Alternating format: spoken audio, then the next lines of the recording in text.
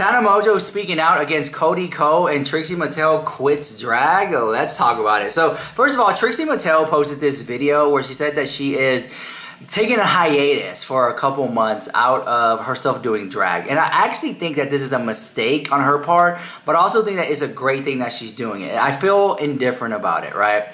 And not be appreciating it. It's horrible. It's like, wow, to disrespect the art form that I love so much by like actually getting to a place where I struggle to enjoy it. And then so many people make money off me and depend on me for income. Like when you're self-employed or when people rely on you for money or you're people's employers, this is no shade to anyone, managers, agents, anyone, you guys. The tough thing is you cannot rely on people around you who make money off you or watch you perform or work with you. It is not their job to tell you when it's time to take a break, because that day will never come.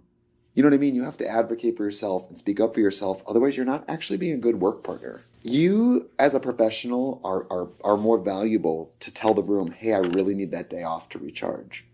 That's a good thing. It's a good thing. All that to say this is she has been really making a lot of money. And let me just say this, she would not be taking a break if she did not have enough money to take a break. That makes sense?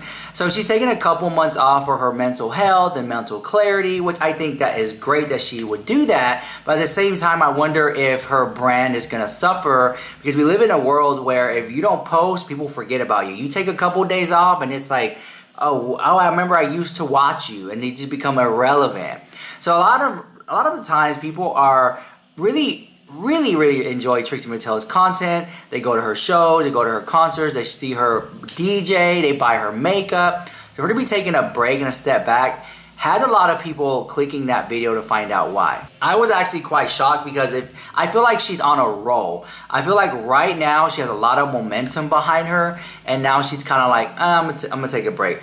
I would be like, come on, like at least can you pump out at least one video a day? To sit down in front of the camera for 10 minutes and just be like, hey you guys, I just woke up and I'm getting ready because I'm just gonna go to the movies today. So why am I gonna put on makeup to go to the movies? But I just want to look decent, I don't look crazy like that. And I'm just gonna go in very light, like something simple. Like just talk to us for 10 minutes. Go live for 10 minutes and just hang out and just shoot the breeze with the people that put you there. I say this, but at the same time, I do recognize her saying that Trixie wants some space for some mental health clarity. And I respect that. Okay, anyways, I digress.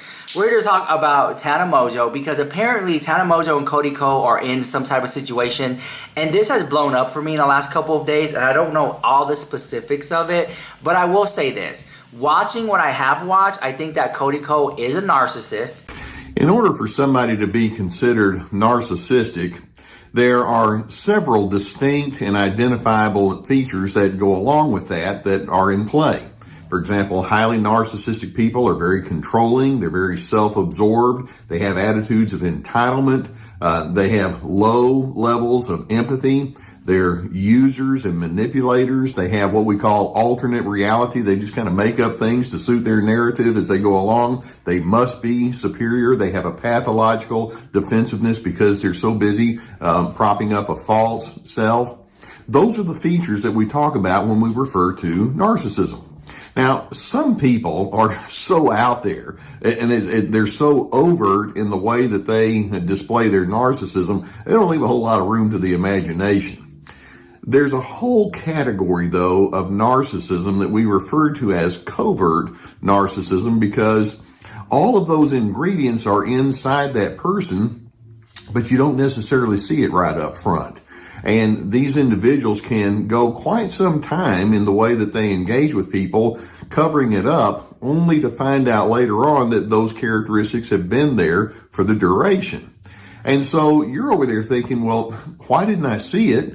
And how do you detect if somebody truly is a covert narcissist? Now, there's one enormous way that you can tell if a person is a covert narcissist, and it's simply this. Their external persona is very inconsistent with their behind-the-scenes persona in private. That's how you're going to tell.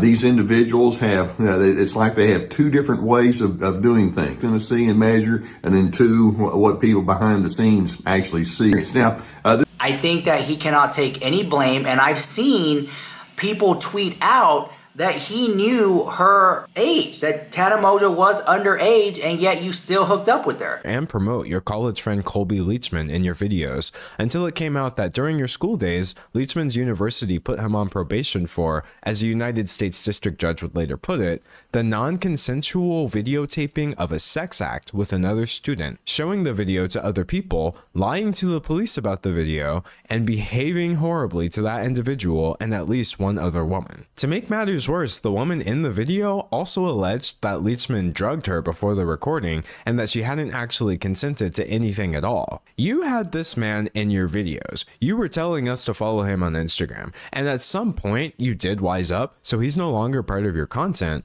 but he still seems like he's very much a part of your friend group. From the continued hangout since then to inviting him to your wedding just last year, people are under the impression that you're best friends with someone who, at best, committed an illegal sex act and at worst is an alleged rapist. And no matter how many times people rediscover this information over the years, you refuse to say anything at all. You could clarify this, but you won't. But now, bro, what is this dude got you in a spell?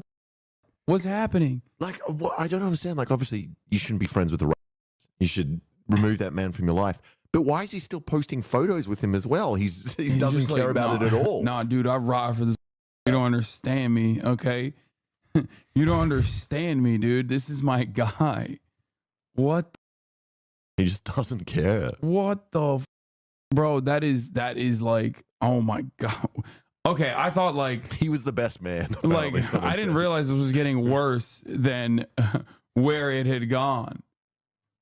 That's crazy. your cowardice has reached a new low. You've tried speaking and you've tried silence, and now you're choosing censorship. On your YouTube channel, where you've been pumping out content nearly every day now, I couldn't find a single comment on your last video about this situation. Not even one. Comparing that to the comment section on your Instagram, where every single comment I saw was about this, it's clear that you're heavily censoring your audience on YouTube. But surely you must have realized the limits by now, since people have just transferred the conversation over to your wife's channel. The fact that her comment section is overrun due to your decision to stay silent about this should be all the proof you need that that decision was wrong. At this point, your silence and censorship are a response with disturbing implications. The only thing that I've seen this hidden portion of your audience asking for is the truth. So why aren't you telling it? And your silence— all of this stuff is from a long ago. Couldn't you have said he's changed? I'm not talking about it as weird as though. I mean, dude, once again, the point of contention, that would be something that people are ruthless about regardless. Okay? But there is no reason to change if you are never really held accountable. You know what I mean? Like, a lot of people will, by the way, a lot of people will not ever look at you the same way. A lot of people will never look at you the same way after that. They'll be like, oh yeah, you're done. You're done. Okay? Problem is, if there's never a point where you take accountability for it and you sweep it under the rug, then there's never been a moment for atonement. There's never been a recognition. You know what I mean? This isn't the only one that's bothering me either. All these Reddit threads, like if my name's on any thread, it's all getting deleted. I witnessed the heavy-handed moderation of your subreddit in real time as I researched this video. I would refresh the page and posts would suddenly be unapproved by moderators after racking up hundreds of comments, removed because they could, quote, instigate drama, or more commonly, just locked and or removed with no reason given whatsoever. I'm sure whoever is doing this thinks they're helping you, but you should probably tell them that they're making things look 10 times worse. But it's not just your moderators, it's your friends and fellow YouTubers too. It's no coincidence that with the exception of the H3 podcast, I haven't seen a single channel over 1 million subscribers do so much as acknowledge that this situation exists. And I'm not talking about channels that never would have discussed something like this either. I mean the same channels that were rightfully calling out people like Dr. Oh my God, that's why everybody was coming in here being like, you talked about Dr. Disrespect. Why didn't you talk about Cody Co? That's why you motherfuckers are so. Sure, we can all agree that everyone should have the right to speak their truth, but that's exactly why I couldn't just sit here and watch the whole world tell Tana that it doesn't apply to her. Regardless of the truth of the situation, I'm just so disappointed either way. When did you first hear stuff about this? Not blaming you for not talking about this. The D'Angelo Wallace video and the subsequent people coming to me and being like, "Dude, I can't believe you haven't covered Cody Co." I feel like I heard about it like 3 weeks ago, but I make guns on shoes. I was going to be like, I did a thing video about Cody Co. It's like, duh. That is all. Goodbye, Cody. Well, wonder if he's going to respond. I don't know, but like I said, it's a weird situation, only made additionally weird by the fact that he's he has garnered a massive progressive audience. Like, he has a very progressive audience overall. He has an audience that has like a lot of women in it specifically. And the reason why he has that audience is because like the way he has presented himself, overall, and I never really thought that he was anything different than this either. I'll be perfectly honest with you. Is a relatively progressive guy. Like, you know, he makes fun of. He makes fun of. That does not excuse Tana. It really doesn't. And let me tell you why. And let me tell you what I'm trying to say here. Tana Mongeau was a minor. Okay? She's not held accountable at all. It is the person who is the adult that should have known what he was doing. And people have come forward and said that Cody Co knew her age and still kissed her, still hooked up with her. In the state that they live in, because different states have different laws. Some of it it's 16, some of it is 17, some of it is 18. I'm just saying, if you're not 21 or older, bye. Okay? Seriously, bye. In the state that you live in, you have to be legal to do things. And I'm not going to go into specifics of that. I'm getting receipts coming in right now. Tana Mongeau has went on several podcasts talking about that. Cody Co has made statements about it, trying to debunk her and things like that. I'm on Tana's side. The thing is, yes, I do see the criticism. I'm not going to sit here and pretend like I have a blind eye and I'm turning the cheek away and I'm not going to see it. I do see that people are saying, well, the timing of this is very interesting. She must be irrelevant for her to bring this up now. I don't think that this is something that Tana's just been sitting on, waiting for the day she becomes irrelevant to bring it up. I have met Tana in person. We have spoken in person, behind the scenes, like in real life, touch grass in real life. She's not that type of person. It just happened. It just brings it up. It's not as if she's sitting on for views and clicks, okay? She also has been going on Alyssa Violet and said that she has receipts and then wants to bring people to talk about Alyssa Violet. That's another one too. That's an even more drama. It's really messy. Tana right now doesn't know. I don't think she knows what she did. Right now, I think that Tana, in my opinion, is going to be the talk of the summer. I'm just putting it out there. I think for the rest of the summer, we're going to be talking about Tana. We're going to be talking about P. Diddy. We're going to be talking about Trixie Mattel. And that's what I think right now. I'm going to do this. Like, again, I want 2 fucking weeks off, like, so bad from just, like, I want to talk about fucking flowers and butterflies and rainbows. You put me in a corner, okay, Alyssa? And nobody puts it in a corner. Nobody puts baby in a corner. Like, just, oh, my God, okay? For my first point of all of this is, like, I don't think bullying is okay and great, right? Like, I don't think being mean to people who don't deserve it or joking around at people who don't deserve it is like the nicest, greatest thing in the world, okay? Of course not. But here's what I will say, and I die on this hill. If it's fucking funny, I'm gonna fucking laugh at it. And no one is taking that away from me, and I mean that in every single case scenario, okay? We're comedians.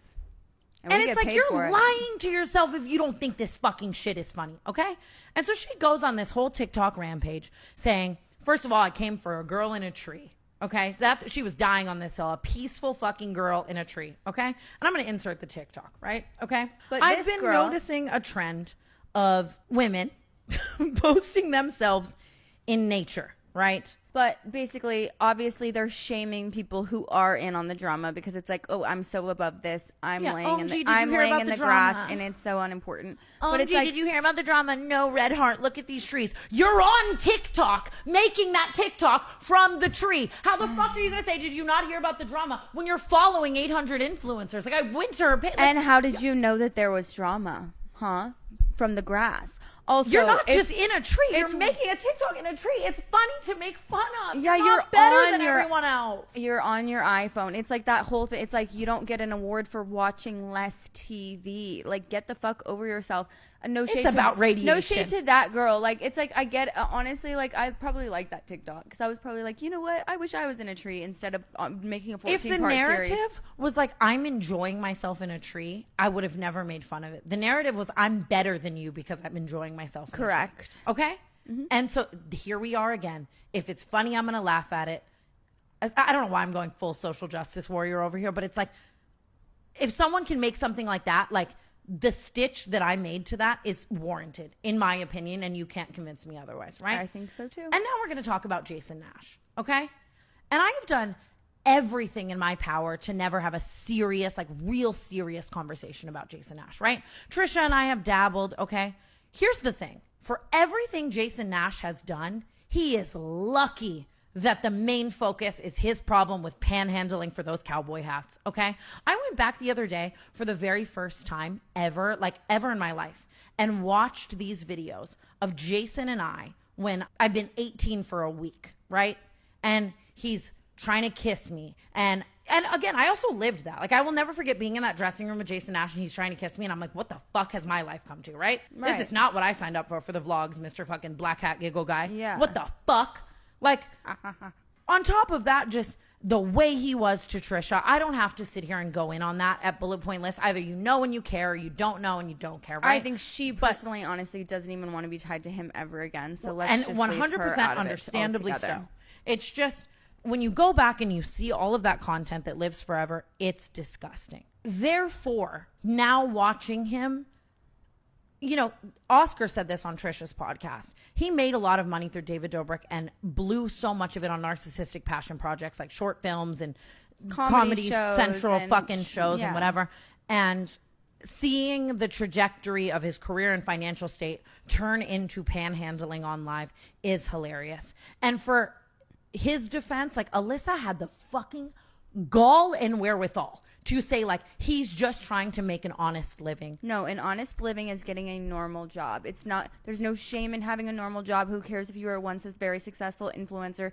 You can get a normal job. And if you think, he said, and I quote on a podcast with Zach Justice, he said, working at Lululemon would be more embarrassing, essentially. I'm so sorry. Nope. I would rather see you sell Align leggings every single time than whatever the fuck that Galaxy bullshit is, okay? It just, yeah. And how, what shade to, like, somebody who works at Lululemon? Like that's so embarrassing. Like, you're above them. Yeah, you're exactly, speaking like you're above other them. people. Yeah. And it's like, so where is this humble, like, I don't care if I have to be the one. It's fucking hilarious. Every single time I've opened the TikTok app for the last 6 months, 4 finger movements, and he's there with the cowboy hat, bro. Have you seen your kids grow? Like, have you know what I mean? It's fucking hilarious, and you will not convince me otherwise. And I mean, there's something to be said about the fact that he still lives in like a nice house in Hollywood. He has a very nice lifestyle. I just saw him front row at the Noah Kahan concert. Like, he's doing just fine, okay?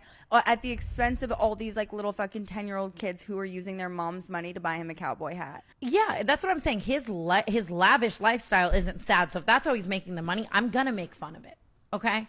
Like, yeah, in a lighthearted way too. It's not like you came on and you just like ripped him apart. I didn't come on and say he tried to assault me in a dressing room when I was 18. He was fucking 74. Like, you know what I mean? Like I said, if that's all I'm saying, I think he's getting off pretty scot-free. You know what I mean? Here's the thing as well. If I thought Alyssa Violet was a tree-hugging, peacekeeping, Bible-thumping, fucking kind woman who really just cared about the best interest of other people, it wouldn't enrage me as much as it does. Here's the thing. You want to use David Dobrik's pool, and I mean that with my whole fucking chest. What's wrong with Marshmallow's pool? Is he gone? I'm wondering. I'll call him. And don't even allow me to comment on that. You want to use David's pool or kick it with David and Natalie, and that's your side, okay? And like Moses said, it's like you've drank the Kool-Aid, dude. Like I side with Jeff, and you know that. So we already have an opposing side there, right? Like I side with Jeff in the whole David situation, already right there, okay?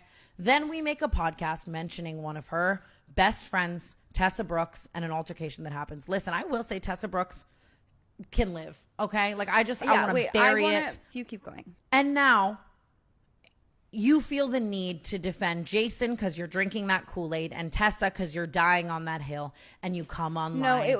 No, she's not she used it. She saw the opportunity and she said, oh my God, this is enough of a reason to do something that she already wanted to do, which was make a video slandering you, thinking that she was going to get a bunch of people to rally behind her because you are somebody who is controversial on the internet and has a lot of people who like maybe don't like you sometimes. And then we haven't even gotten to the video itself. Let's get to the video itself. You're sitting in a car, clearly with someone else. Like turning and laughing, like trying to laugh at me. Like it's giving like it's giving Regina and fucking Katie are in the car and like, we're going to make a fucking TikTok about Tana. She's such a fucking dumb slut. I'm right. Yeah. Right? Suck me. Okay. She makes this video and her entire thing is that I'm just this evil fucking bully who's shaming everyone, but God forbid accountability and other people might just also fucking suck, right? And then in the video, she goes to talk about how I sell my butthole on OnlyFans. First of all, I never have. Second of all, I'm gonna now out of spite, okay? Third of all, what the fuck? Where do you get off? Where do you get off? I am going to make merch with Tana's asshole and Alyssa's face on the same fucking. But I do think it's sad that people are basically will sit here and say, you know, when someone comes forward, believe them, and then they do, and it's like they don't because it's Tana, the quote unquote party girl. This ain't that. I mean, that's what she comes with. That's her brand image. So when a party girl does it, she deserved it. Sorry if you hear noise up there's a vacuum. It's a little, little robot ones that go around.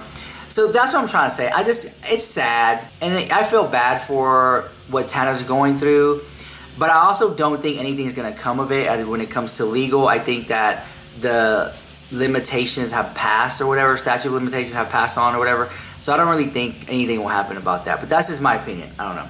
Anyways, let me know what you think about that drama in the comments down below, and I'll see you guys in the next one. This is Rich Lux with the hottest tea on YouTube. Mwah! Love you so much.